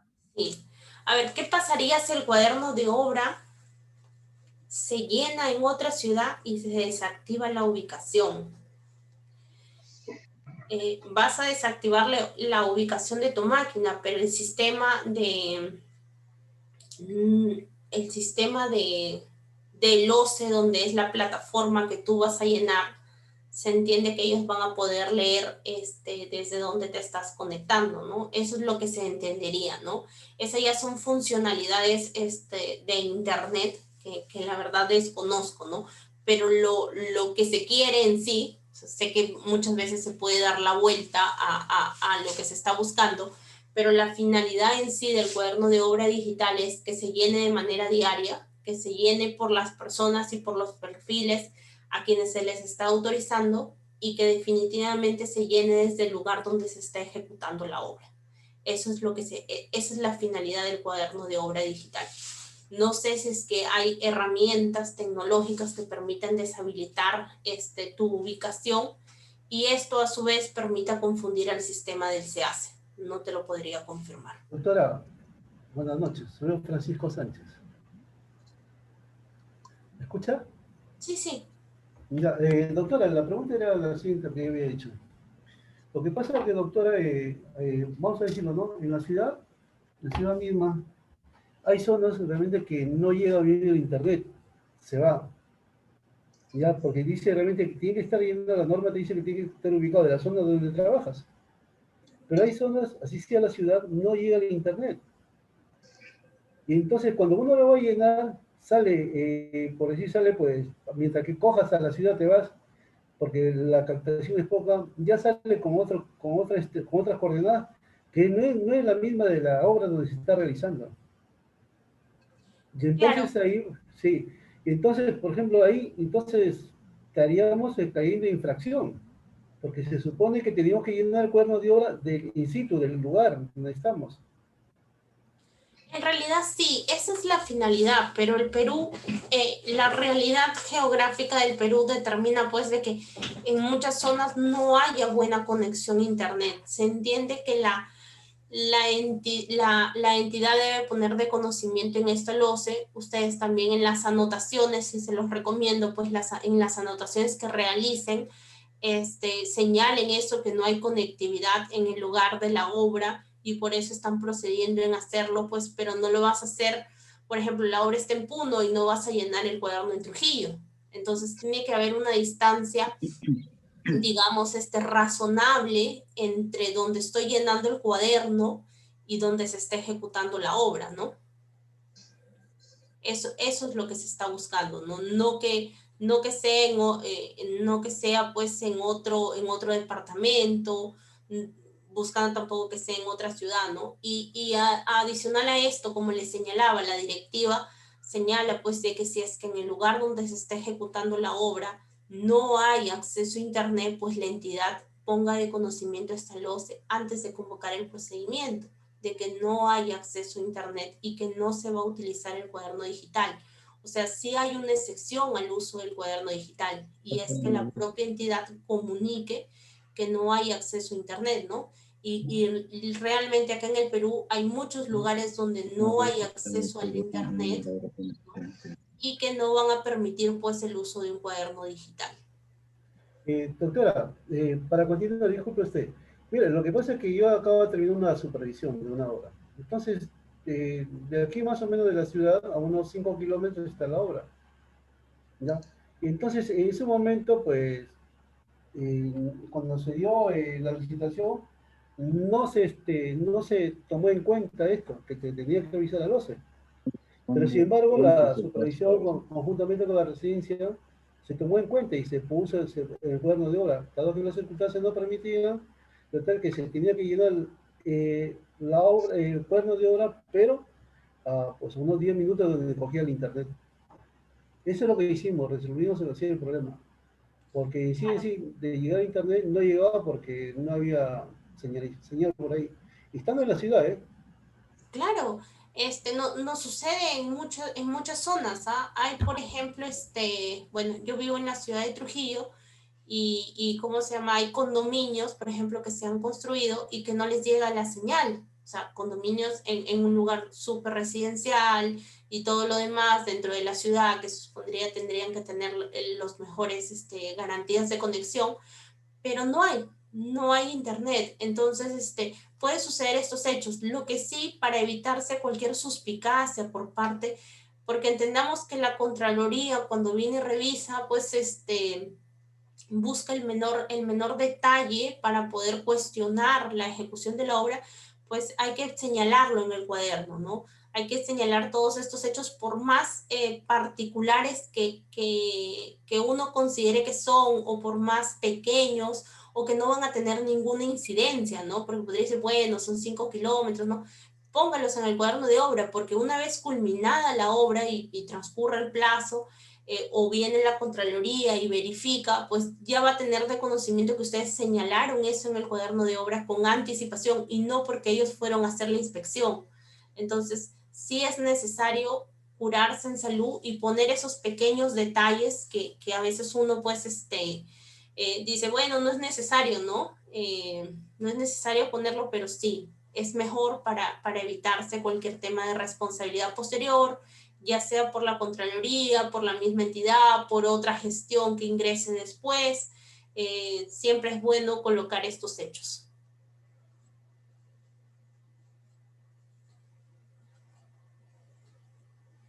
Es cierto que cuando el cuaderno de obra digital se aplique a obras directas será algo catastrófico. Bueno, yo soy de las personas que cree que todo recurso del Estado debe ejecutarse con transparencia. Las obras directas son recursos del Estado que se utilizan a través de las entidades para cumplir con sus fines públicos, ¿sí? La digitalización del cuaderno lo que está buscando es precisamente que haya mayor transparencia, que pues una obra empiece y termine en el plazo, que una obra pues se conozca cómo se va ejecutando el día a día, que en una obra pues se conozca si es que han habido consultas, observaciones, si se han generado ampliaciones de plazos, si se han generado adicionales en la oportunidad precisa en la que se han generado, ¿no? Y que todo esto pues esté en línea y que en un futuro cualquier ciudadano puede entrar y revisar de una obra que se esté ejecutando en su jurisdicción, ¿no? Eso es lo que se quiere. No sé qué tanto sea factible las obras por administración directas que ingresen al tema de obra digital, porque el OCE solamente supervisa a obras bajo la ley de contrataciones del Estado. Y como les dije, las obras directas no son bajo la ley de contrataciones del Estado. En algún momento entiendo que por transparencia van a sacar alguna herramienta que permita a las entidades pues hacer un cuaderno de obra digital para estas obras que se hacen por administración directa, que necesitan mayor control que las obras por contrata, porque las obras por contratas o bajo la ley de contrataciones tienen bastantes controles, ya sea el supervisor, ya sea la regulación de los procedimientos, de los plazos, pero generalmente las obras por administración directa no tienen mayor control. Entonces sí sería bueno que en un futuro haya un cuaderno de obra digital para la ejecución de estas obras, entendiendo que lo que se busca siempre es la transparencia y el uso eficiente del recurso público, ¿no? El uso eficiente, ¿no? Cumplir con la finalidad, como les dije, en el menor tiempo, al menor costo y con la mejor calidad, ¿no? Eso sería, ¿no? No sé en qué medida sea catastrófico en el sentido de que tal vez cada entidad desarrolle una plataforma para tener un cuaderno digital. Podría ser catastrófico porque podría ser dificultoso porque las entidades hasta ahorita no tienen ni siquiera portales web activos, ni siquiera portal de transparencia funcionando, pues menos van a tener una herramienta como un cuaderno de obra digital, ¿no? Esperemos que en un futuro se haya la posibilidad, no sé si a través del SEACE que se les habilite, o a través no sé, del Ministerio de Economía y Finanzas, que es quien ve lo del gasto público, a través de la Contraloría, ¿no? Así como Infobras, que se informa sobre el avance de las obras, se pueda dar también un cuaderno de obra digital para cualquier ejecución de obra bajo la modalidad que sea, ¿no? Eso en el entendido de lo que se quiere es custodiar los recursos públicos, ¿no? Ya, esta pregunta fue como que el cuaderno de obra digital debe permanecer en obra. El cuaderno de obra digital permanece en la nube, ¿sí? No es que el cuaderno de obra digital tengan que imprimirlo, sino está en la herramienta del SEACE, y de esta herramienta del SEACE, pues tú ingresas a través de un dispositivo electrónico, ya sea tu celular, ya sea un iPad, ya sea una computadora, una laptop, una Mac, lo que se tenga, y se ingresan los datos, ¿no? Lo que se entiende es que cualquiera puede acceder, no es que físicamente esté, sino que está en la nube, así como cuando uno tiene información en el internet, ¿no? O sea, por ejemplo, tu correo tú lo puedes abrir donde sea, bajo cualquier dispositivo. Es más o menos lo que se quiere con el cuaderno de obra digital. Entonces, va a estar el cuaderno de obra digital en la nube, ¿no? En la nube del SEACE, ¿no?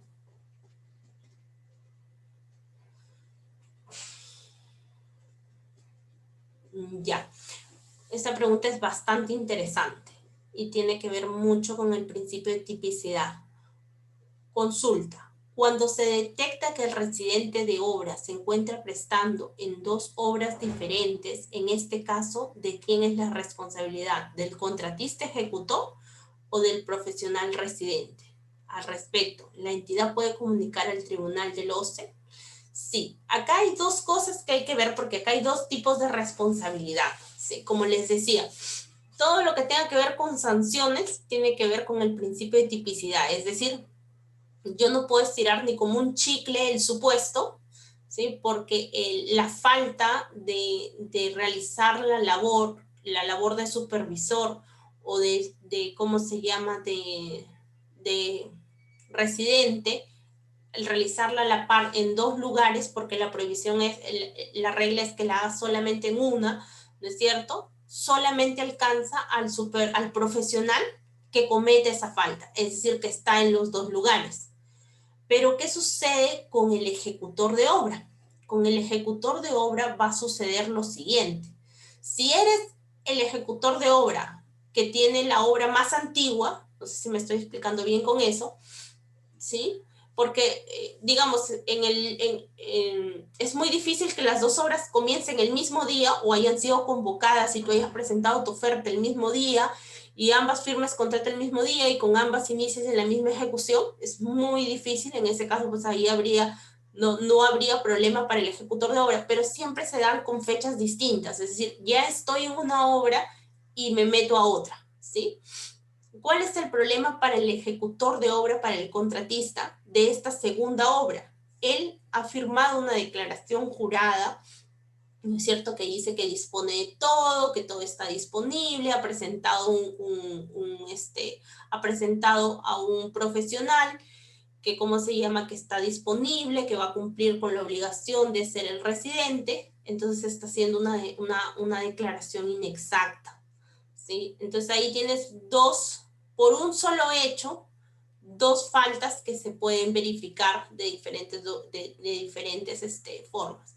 Entonces, ¿cómo se llama?, al residente, en este caso como es el ejemplo, lo vas a llevar por la falta específica de estar en más de dos obras a la vez como residente supervisor. Eso responde el profesional. Pero el ejecutor de obra va a responder por información inexacta, porque recuerden que el contratista, el que oferta en este caso, es responsable de todo lo que pone en su oferta. Entonces, al ser responsable de todo lo que pone en su oferta, si es que, como es en el caso, por ejemplo, de reconstrucción con cambios, en el que tú dices, bueno, sí, tengo un profesional que cumple, tengo esto, solamente pongo mi experiencia y no he puesto quién es el profesional y lo pongo para la firma del contrato diciendo que está disponible y demás, ahí podrían usar el documento, ¿no? Pero en el caso, por ejemplo, de que tú tengas que hacer la declaración desde el inicio en la oferta, que este es el profesional que estás ofertando, que es tu profesional clave, que él cumple, que, ¿cómo se llama? Lo acreditas, que está disponible, es más, él te hace una declaración también que él va a cumplirte contigo en la disponibilidad. Entonces se entiende que tú eres responsable por haber presentado esa oferta de todos los documentos que obren en esa oferta. Entonces te van a llevar por información inexacta. Esos son los dos, el problema que genera cuando un profesional está en dos obras a la vez. Doctora, una Dígame. consulta. Doctora, y en el caso cuando el residente, bueno, la empresa, según la declaración jurada que ha hecho, ha presentado su residente con experiencia, sin embargo, cuando uno se da cuenta que el residente que tiene que estar no es el residente, hay una suplantación por otra persona, por otro ingeniero que ni siquiera es ingeniero, ¿cuál sería ahí la denuncia al respecto? Ya, ahí primero, lo primerito que tendrías que hacer es, ¿cómo se llama? Ahí sí vas a denunciar por igual información inexacta, porque recuerden que la información, perdón, ahí vas a denunciar por información falsa, porque se entiende que él ha suscrito ¿cómo se llama? El cuaderno de obra como si fuera un ingeniero, ¿no? En el supuesto, por ejemplo, de que el ingeniero supuestamente ofertado no conozca de nada y no sepa de nada, no ha participado de nada, no ha firmado ningún documento y no se ha ofrecido, no ha prestado ni siquiera sus documentos para que se presente en la oferta, ¿no? Entonces, ahí tenemos una documentación falsa, ¿sí? Ahí va el contratista y también lo denuncias a esta persona que está suplantando por falsificación de documentos, porque él está firmando como si fuese otra persona. Entonces, y adicional a eso, haces el procedimiento en otras penalidades por ausencia de los profesionales ofertados y le resuelves el contrato por penalidad máxima, ¿sí? Cuando le resuelves el contrato por penalidad máxima, la entidad se queda con la garantía de fiel cumplimiento y además lo llevas al tribunal del OCE por información falsa al contratista, ¿sí? En este caso al contratista, y a la persona que ha estado suplantando la identidad la llevas a un proceso penal. Ese más o menos sería el procedimiento a seguir.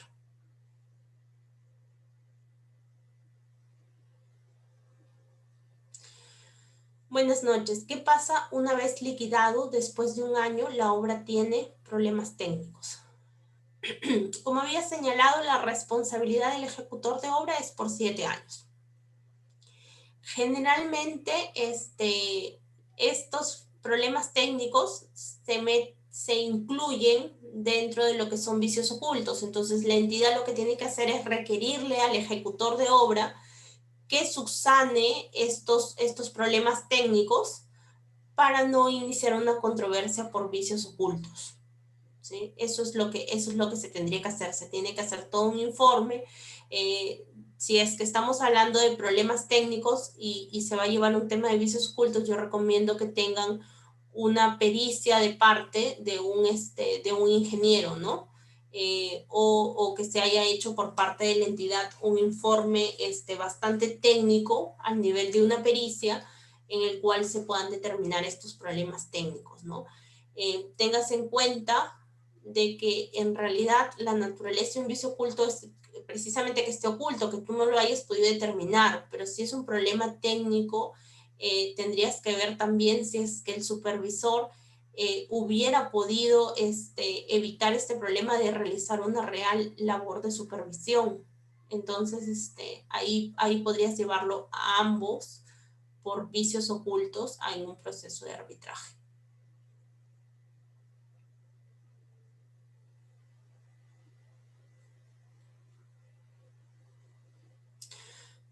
Sí, el supervisor comunica a la entidad la culminación de la obra y solicita la recepción de obra. Cuando el comité se constituye a la obra y encuentra que algunas partidas no están culminadas, entonces en este caso, ¿cómo debe actuar el comité? Como señalé, si no, en las diapositivas que puse, si no está culminada, lo que se tiene que hacer es informar a la entidad que no está culminada para que éste a su vez notifique al contratista para que culmine la obra y ahí sí se aplica la penalidad por mora. Si el contratista está seguro que ha culminado la obra, pues te va a iniciar un arbitraje, una conciliación para que tú puedas hacer el acto de recepción, ¿no? Y ahí se tendría que verificar. Pero lo que tiene que hacer el comité es definitivamente dejar constancia en acta que no faltan aún la ejecución de partidas y faltan ahí la ejecución de partidas y que no se ha culminado la obra. He visto recientemente un caso que me llegó en la cual pues el residente había informado que se había culminado las partidas, el supervisor había corroborado este hecho, se había presentado el comité y se había hecho el acta de recepción, se hizo primero un pliego de observaciones, se levantaron estas observaciones y se hizo un acta de recepción y después de eso vino Contraloría y Contraloría mediante un informe determinó que la obra no estaba culminada, que no se habían ejecutado partidas. ¿Y qué había sucedido ahí? Que no se habían ejecutado partidas porque porque habían surgido hechos de fuerza mayor que habían impedido la ejecución de las partidas, pero la entidad le había recibido sabiendo estos hechos de fuerza mayor, pero no había modificado el expediente técnico. Entonces, lo que les decía, la Contraloría dice, no me has modificado el expediente técnico, tu expediente técnico sigue siendo el mismo, entonces tú debes cumplir todas las partidas. Por lo tanto, entidad, la obra no está culminada, tu acta de recepción no vale para nada, declárala nula, ¿no es cierto? Y oblígalo al contratista a que culmine con esta ejecución de obra y pues aplícale las penalidades, a pesar de que habían pactado internamente entre ellos de que pues ya la obra había culminado porque no habían las garantías para que se pueda ejecutar las partidas que faltaban, porque me parece que había un tema de que la población se oponía, no les permitía, era una carretera, no les permitía continuar con la ejecución de la carretera, pero tampoco hubo una modificación del expediente técnico, no se dieron los pasos necesarios para poder modificar el expediente técnico, y cuando la Contraloría llegó simplemente verificó que no había culminado esa obra, ¿no? Entonces lo mejor que podría hacer ahí el comité es señalar en ese momento y bajo un acta que la obra no está culminada en las partidas tal, informarlo al titular de la entidad. El titular de la entidad pues requerirle al contratista de que culmine bajo el procedimiento de resolución de contrato, que es apercibirlo en el plazo, en un plazo establecido ahí, y vía conducta notarial bajo procedimiento de resolverle el contrato, cumpla con sus obligaciones contractuales, ¿no? Eso es lo que se tiene que hacer. Y habilitarse para lo que es la penalidad por mora. En una licitación de suma alzada, la empresa contrata con una entidad por 600.000 soles. Sin embargo, ejecutando el servicio no se cumple con los metrados propuestos en el contrato. Allí se puede reducir la valorización a la empresa o la entidad tiene que asumir ese porcentaje de la valorización. O que puede hacer porque la empresa ya no cobrará 600, sino más bien 500. A ver. En una licitación de suma alzada, la empresa contrata a una entidad por 600.000 soles. Sin embargo, ejecutando el servicio no se cumple con los metrados propuestos en el contrato. Es decir, que las partidas ya se habían estado iniciando y los metrados no estaban completos. Ok, allí se puede reducir la valorización a la empresa. Lo que vas a reducir son las prestaciones. La entidad tiene la facultad de reducir las prestaciones hasta el 25%, ¿sí? Entonces, tú al reducir las prestaciones, igual vas a pagar bajo el sistema de suma alzada, pero reduciendo esa prestación. Entonces pagarías lo realmente ejecutado, pero tienes que reducir las prestaciones, porque si no sacas una resolución de reducción de prestaciones, vas a tener que cancelar el monto total. Y sobre eso también hay una opinión del OCE bastante clara de cómo es que puedes hacerlo. Recuerden que solamente es hasta el 25% la reducción de prestaciones. Bueno, y con esto damos fin a la rueda de preguntas que nos han realizado. Muchas gracias por su participación. Los exhorto a seguirse cuidando, a que cuiden mucho su familia, que Dios los bendiga y que se mantengan en salud. Muchas gracias por haber participado, por su tiempo, y quedo pendiente para otro momento de compartir.